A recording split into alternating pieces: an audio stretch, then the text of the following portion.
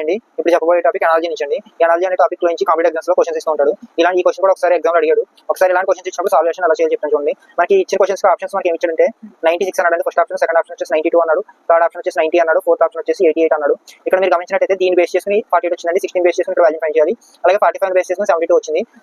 ఇక్కడ నేను 13 ఏం చేస్తానంటే 13 5 తో డివైడ్ చేస్తే 6 వచ్చింది నాకు. 6 into 48 రావాలని 6 into 8 మల్టిప్లై చేస్తే 48 వచ్చింది.